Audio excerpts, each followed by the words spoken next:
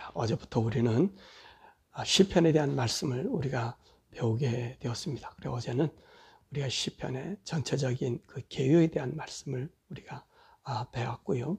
오늘은 시편 1편에 있는 말씀을 우리가 함께 생각해 보려고 합니다. 시편 1편의 말씀 보면 복 있는 사람이라고 하는 복에 대한 사람에 대한 말씀을 우리들에게 들려주고 있습니다. 자, 그러면 구약 성경에서 이 복이라고 하는 단어를 가진 말이 있습니다. 두 가지 말이 있는데 하나는 바라크라는 말과 에쉐르라는 말로 두게 되어 있습니다. 이 바라크라고 하는 말은 이 성경에서 약 415회 정도 나오게 됩니다. 이 바라크라는 말은, 이 말을 쓰는 용도는 하나님이 누군가를 축복할 때, 하나님이 누군가에게 복을 내릴 때, 이 축복이라는 말을 썼는데, 이 축복이라는 말은 하나님 앞에는 축복이라는 말이 되질 않아요. 하나님이 우리를 축복해 주신다, 이런 말은 안 맞습니다. 하나님 우리에게 복을 빌어요? 그건 안 맞는 말이죠. 한국 교회에서 좀 축복이라는 얘기가 평범한 용어로 써져 있는데, 이 축복이라고 하는 용어는 하나님께 위임받은 사람, 또 하나님께 간청할 때 축복이라는 말을 쓸 수 있습니다. 근데 하나님이 축복하신다, 이 말은 맞지 않습니다. 왜 하나님 복을 빌어줍니까? 하나님 복을 내리시는 분이지요. 그래서 이 바라크라는 말은 하나님께서 누군가에게 복을 내릴 때 사용하는 말입니다. 그리고 신적 권위를 가진 대리인에 의해서 이 하나님의 복이 선포될 때 이 바라크라는 말을 쓰게 되고요. 또 복을 간구하거나 이 복을 원할 때도 이 바라크라는 말을 사용합니다. 그래서 인간의 그 선행과 관계없이 창조주 하나님께서 그의 크신 긍휼과 자비를 우리 인간들에게 베풀어 줄 때, 그것이 기업이 됐든 자손을 낳게 하든 이때에 사용하는 말이 바로 이 바라크라는 말입니다. 그러니까 이 말씀 어때요? 항상 하나님께서 그 언약 가운데 있어야 됨을 말해주는 말씀이죠. 그래서 내려주는 복을 얘기하는 것입니다. 하나님의 언약 안에 있으니까 하나님께서 그들에게 복을 내려주시는 그런 말씀입니다. 자, 그 다음에 에쉐르라고 하는 말이 있는데, 에쉐르라는 말은 아슈레이라는 말에 이 파생된 말이지요. 그래서 구약 성경은 총 44번 사용됐고요. 그 중에 시편에서 26회 사용되고, 잠언에서는 8번 나오고요. 욥기와 전도서에서는 각각 한 번씩 나오는 단어입니다. 그리고 이 단어가 제일 먼저 나온 것은 신명기 33장 29절에 나와 있는 말입니다. 그럼 에쉐르라고 하는 말은 어떤 말인가? 하나님과 교제 안에서 그분의 말씀에 순종하는 자에 대한 하나님 보상으로 내리는 복에 대하여 말하고 있는 것입니다.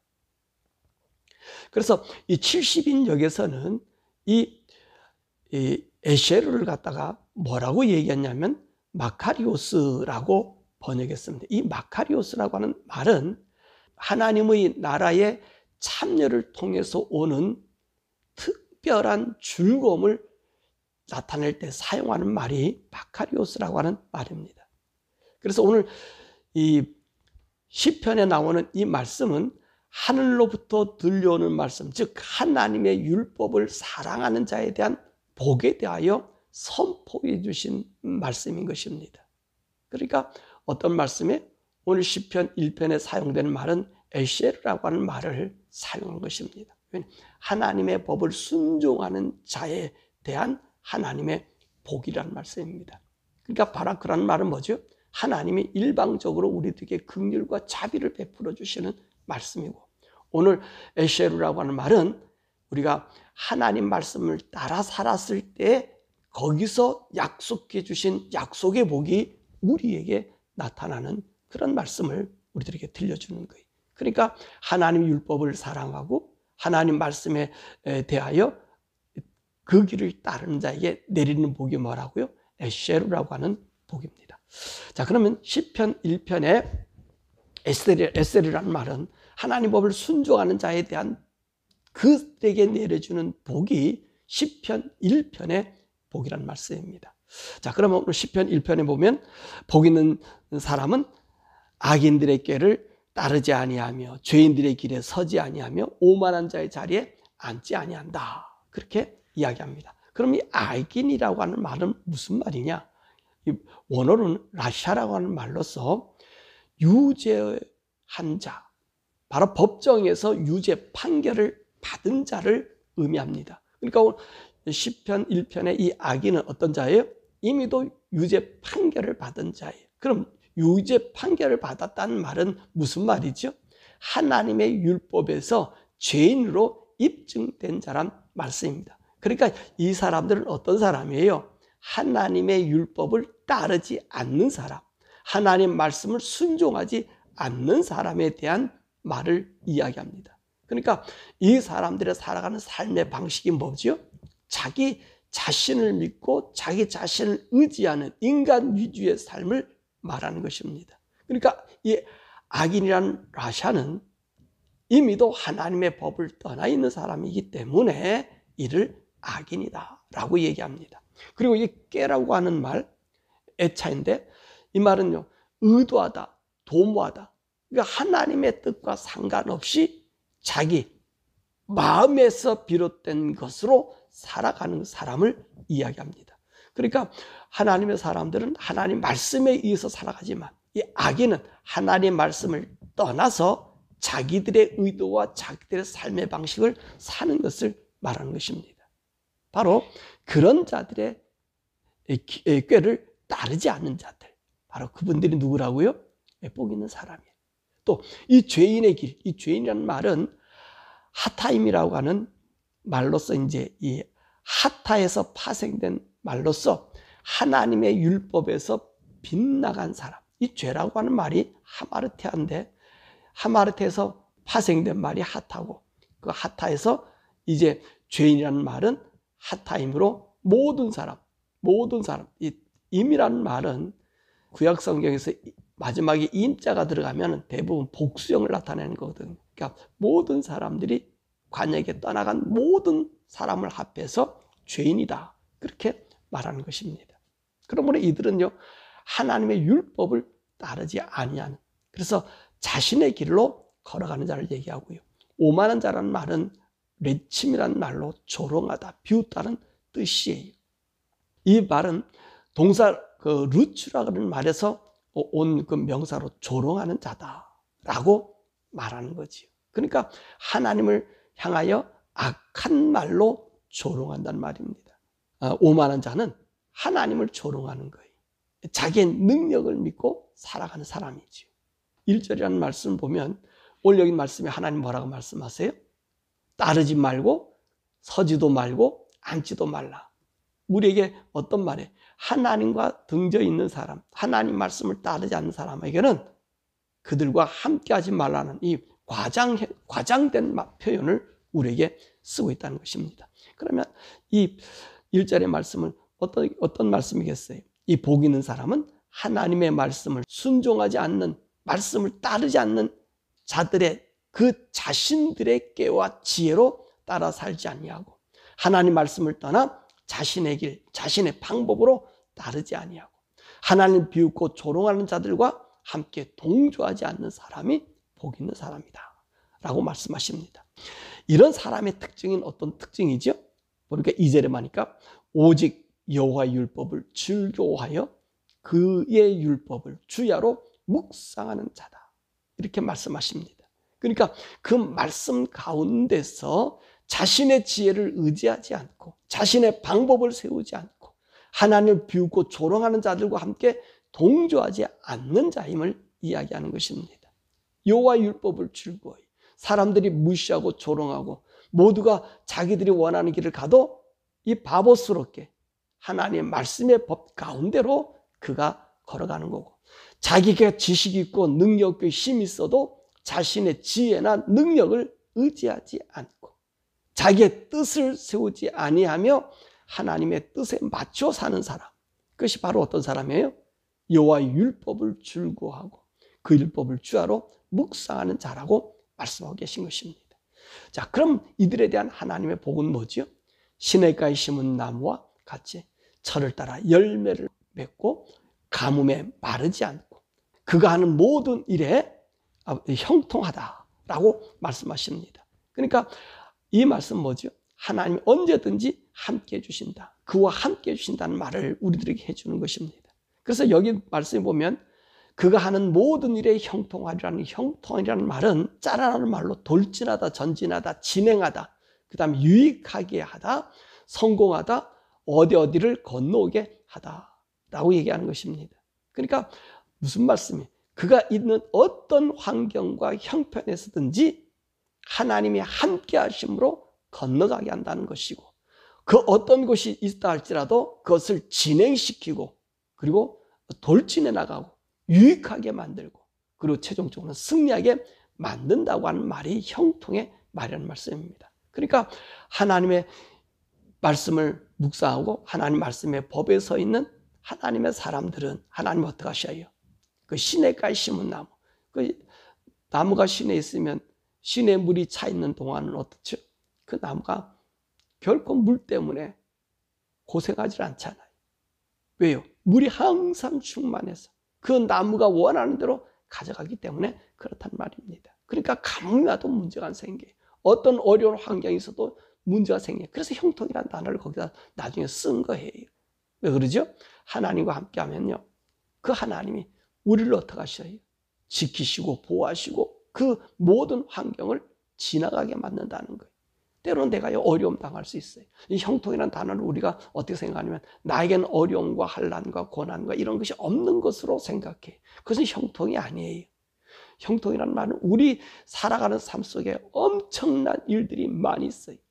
어려움과 고난과 환난도 많이 있어요. 그런데 그것을 어떻게 하신다고요? 우리 하나님이 지나가게 하신다는 거예요. 우리 하나님 그것을 건너가게 하게 만들고 때로는 우리로 하여금 그 환경 속으로 돌진에 들어가게 만들어서 그것을 극복하게 만들어 주신다는 말이에요. 그러니까 하나님은 사람은 어떤 사람이죠? 어떤 환경에서 두려워하는 자가 아니에요. 내게 닥친 환경이 이 좋든 나쁘든 그걸 두려워하지 않는다는 말이에요. 그게 시냇가에 심은 나무예요. 시냇가에 심은 나무가 그 호수에 물이 잔뜩 있는데 뭐가 두렵냐는 말이지. 우리가 마찬가지. 우리의 시냇가는 누구죠? 우리 하나님이시잖아요. 그분이 우리와 함께 있어요. 그래서 우리와 함께 있는 하나님이 나에게 나타난 갖가지 어려운 일이 있어도 우리는 두려워할 이유가 없는 것은 그분이 우리를 건너가게 하신다는 거예요. 그분이 우리로 하여금 그것이 더 유익되게 만들어 주신다는 거예요. 그러니까 우리 성도들에게는 불행이 없는 것은 그 불행 속에 하나님의 유익이 숨겨져 있기 때문에 그렇다는 말입니다. 그게 형통이라는 단어예요. 그 시냇가에 심은 나무예요. 그 호수의 물이 우리 하나님이셔. 그렇기 때문에 저와 여러분들이 이 세상 살아가는 동안 아까 얘기했잖아요. 복 있는 사람 뭐예요? 악인, 그들의 꾀, 죄인의 길, 오만한 자의 자리. 하나님과 함께한 사람은 함께하지 아니하는 자들과 같은 생각이나 기준이나 그것으로 살아가는 자가 아니라는 거죠. 우리는 누구 기준이? 하나님 기준으로 살아가는 거예요. 그러면 그분이 나의 호수가 되어주시고 나의 가뭄에 물을 공급해주는 공급원이 되기 때문에 하나님이 항상 이길 수 있는, 승리할 수 있는 힘과 능력을 주고 있을 말씀하고 계신 것입니다. 자, 그런데 악인은 어떻다 그랬습니까? 그러나 악인은 그렇지 않음이에요. 바람이 나는 겨와 같도다. 그럼 무슨 말씀이에요? 악인은 어떤 사람이라고 그랬습니까? 악인은 간단해요. 하나님의 법을 떠난 사람. 이 사람들이 악인이 하나님의 법을 떠난 사람, 그 순간 그들은 뭐라고 말씀하셨어요? 이미도 심판이 선언된 자예요. 그게 악인이에요. 악인에 대한 그 용어로 해석을 들었었잖아요. 악인은 하나님의 법을 떠났기 때문에 이미도 심판이 된 거예요. 그죠? 법정에서 법을 떠났다면 심판받을 수밖에 없고 이미도 선언된 것 아닙니까? 그래서 하나님께서 이 악인들은 바람에 나는 겨와 같고 의인의 회중에 들지 못해. 왜 의인의 회중에 못해? 의인들은 누구의 법에 있어요? 하나님 법 안에 있잖아요. 하나님 말씀 안에 있잖아요. 근데 하나님 말씀을 떠나서 자기 의대로 살아가고 자기가 원하는 대로 살아가는 사람이 어떻게 그 의인의 자리에 들어와요? 그들은 아까 얘기한 것처럼 오만한 자가 됐어요. 하나님 비웃고 조소하는 자라 뜻이잖아요. 그 오만의 원어가 그 뜻이잖아요. 하나님을 조롱하고 멸시하고 비웃고 하나님의 가라고 하는 그 길이 자기들에게 어리석어 보여서 자기들을 개척하는 이것이 오만한 자들 아니에요. 근데 우리는 어때요? 그들을 보기에 미련하다는 말씀이지요. 그러죠. 얼마나 미련해. 여기 동성연애 하는 교단들은 미국에 보면 대부분의 기업들이 많아요. 그래서 이 목회자들 사례금 주고 뭐 주고 베니핏 주고 혜택 주고 그래서 목사들이 못 나오잖아요. 대부분 안 나오잖아요. 다 있잖아요. 거기에 다 끼어 있잖아요. 나오는 사람들 어때요? 바보지요. 얼마나 미련합니까? 자기 이때까지 벌었던 연금이고 또 끝나고 나면 혜택 주는 혜택도 있는 걸 다 버리고 내가 하나님 믿고 가겠다. 얼마나 바보스러워요. 그러니까 이 사람과 그들과는 어때요? 섞일 수가 없는 거지요. 악인은 이 의인들의 회중에 들어오지 못하고 의인 또한 악인의 회중에 들어가지 못해요. 왜 그러죠? 이건 완전히 갈라지는 다른 거기 때문에 심판받은 자와 하나님의 인정받아 구원받은 자는 영원히 다르잖아요. 그래서 이들이 함께 있을 수 없다라고 말씀하십니다. 그래서 하나님께서는 뭐라 해요? 의인의 길은 하나님께서 인정하신다. 왜 인정해요? 그분이 이제 하나님 안에 있잖아요. 의들은 하나님 안에 있고요. 그분의 뜻 안에서 있기 때문에 인정한다 안 한다가 아무런 가치가 없어요. 이미도 하나님 안에서 그분 한과 걸어가기 때문에 의인은 하나님. 굳이 인정하니까 그의 삶을 어떻게 하시는 하나님이 인정해 줘서 그에 걸어가는 것이고 악인에게는 어때요? 망해버린다는 거예요. 왜냐하면 이미도 하나님 떠났기 때문에 멸망으로 들어갈 수밖에 없음을 이야기해 주고 계신 것입니다. 사실요, 이 시편 1편은요, 구약의 모든 말씀의 요약이라고 보시면 됩니다. 그래서 오늘 이 복에 대한 말에 대한 그 동사가 뭐라 그랬습니까? 우리가 시편 1편에 썼던 말이 에셰르란 말이잖아요. 에셰르란 말이 뭐라고요?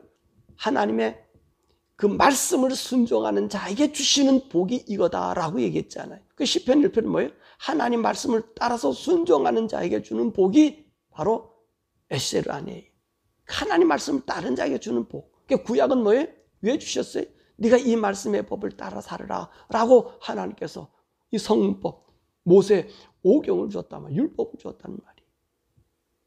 그 안에 사는 자가 어때요? 시편 1편에 이 복을 누리며 산다고 얘기하는 거예요. 그리고 우리는 이 말씀을 통해서 하나님 말씀에 순종하는 자에 대한 복, 그리고 저주에 대한 말씀 시편 1편을 우리가 얘기했다면 신약에서도 이와 같은 말씀이 있어요. 신약을 총 정리해 준 또 시편 1편과 같은 말씀이 있어요. 여러분 아시나요? 그것이 요한복음 15장의 말씀이에요. 포도나무 비유예요. 이 포도나무 비유와 시편 1편은 똑같은 말씀입니다. 신약 성도들이 요한복음 15장에 있는 포도나무 비유, 이 포도나무가 곧 예수님, 그 농부는 하나님이고 그 가지는 우리예요. 그래서 신약의 성도는 누구에게 붙어 있어야 돼요? 예수님께 붙어 있어야 된다고 그래요. 예수님께 붙어 있어야만이 열매를 많이 맺는다고 얘기하는 거예요. 그래서 신약의 총정리가 요한복음 15장 포도나무 비유라면 구약의 총정리가 시편 1편의 말씀인 것입니다. 그러면 성경 전체를 요약한 것이 뭐지요? 그 요한복음 3장 16절이지. 그죠? 하나님 세상 이처럼 사랑하사 독생자를 줬으니 이는 누구든 저를 믿는 자마다 멸망적 구원을 얻게 하려 함이라. 이거는요 성경 전체예요. 전체 예수 중심의 얘기. 근데 오늘 말씀의 시편 1편과 요한복음 15장의 말씀은 구약과 신약을 통틀어서 하는 말씀입니다. 그러므로 저와 여러분들은요 하나님의 사람들 아니에요. 성령의 사람들, 구약의 사람들도 하나님 말씀 안에 있는 자들에게는 하나님이 그들에게 복을 주시고 그들에게 은혜를 주시고 약속 가운데 거한 자들에게 하나님이 영생의 길을 열어주었던 것처럼 너 신앙인 우리들은 주님 안에 붙어 있어야 돼.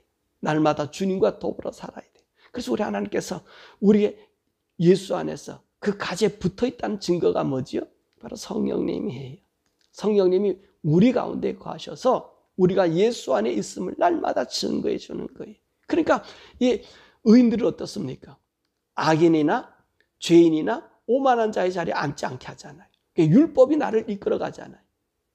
하나님 법에. 근데 신약은 어떻지? 우리는 성령으로 살아가면 그분이 나를 하나님 안에 그리스도 안에 있도록 이끌어 나가는 것입니다. 성령을 따라 살게 해줘. 그래서 하나님 말씀을 이루어 나가서 살 수 있는 복을 주는 거예요. 그런 자들은 어떻습니까? 우리가 이미도 구원받아서 예수 믿는 자는 사망에서 생명으로 옮겼다고 말씀하잖아요. 그러니까 우리가 사망에서 생명으로 옮긴 자예요. 그러면 사망에서 생명으로 옮긴 우리들이 죽어 있는 자들과 함께 섞여 있을 수 있을까요? 그거 없지요. 다르지요. 그래서 예수 믿는 믿음의 사람들이 하나님의 사람인지 아닌지를 우리가 구별하는 것은 보여지지 않아요. 드러나지 않아요. 왜요? 저들이 하는 짓이 죄인들과 함께 잘 섞여 살아있다. 그러면 안드까지 어디에 있지 못하는 거예요? 하나님 영에 거하지 못하고 있다는 거잖아요. 이해가 되세요? 그래서 제가 동성연애 교단을 인정한다든지 이해한다든지 그렇게 얘기하는 사람들이 구원이 없다는 얘기는 섞여졌다는 거예요. 하나님 섞일 수가 없잖아요. 항상 주님 말씀하잖아요. 어떻게 섞일 수가 있느냐? 어떻게 같을 수가 있느냐? 다르다는 말이지. 비슷해 보이나 같진 않다는 말이지. 그 안타까운 일들이에요. 이 미국에 있는 목회자들이요. 트럼프는 이 동성연애 아니라고 전날 쳐서 바꾸고 있는데 이 목사들은 여전히 뻐섯이 앉아가지고 거기서 탈피하지 못하고 나온 사람 봤습니까? 얼마나 이 동성연애가 LGBTQ 플러스가 얼마나 우리 어린아이들과 이 나라를 좀먹게 하는 사단의 세력인데 안드까지 그걸 가지고 뻐섯이 앉아있고요. 어느 교단 지금 우리가 잘못했으면 탈퇴한 사람이 있습니까? 없잖아요. 오히려 이 말 안 하니까 살며시 뒤에 앉아가지고 다른 짓 하고 있잖아요. 이들은 어떤 사람이 악인이에요. 겨와 같아. 그들이 형통하는 것 같다는 형통하지 않아요. 아까 뭐라 그랬습니까? 의인은 어땠어요? 항상 그 안에 있고요. 악인은 의인의 회중에 들어오지 못해요. 구별됐다는 거예요. 사랑하는 여러분, 오늘 시편 1편의 말씀을 보면서 하나님 말씀을 지키고 따르고 그 안에 순종하는 자가 의인으로 인정받았습니다. 그럼 신약에 우리는 어때야 되죠? 예수 믿는 믿음 안에 성령을 따라서 항상 의에 거해야 돼요. 정말 우리는 죄 가운데 거할 수밖에 없지만 성령님을 따라 살면 그분이 나를 진리 가운데로 인도해줘. 의 가운데로 인도해주고 하나님 말씀이 생각나게 하시고 하나님 말씀을 깨달아지게 하시고 하나님 말씀 안에 걸어가게 해주셔요. 이것이 우리에게는 이 호수아가 돼. 시냇가와 같아요. 오늘 여기는 시편 1편의 말씀 보니까 시냇가에 심은 나무처럼. 오늘 우리는 어떤 사람이에요?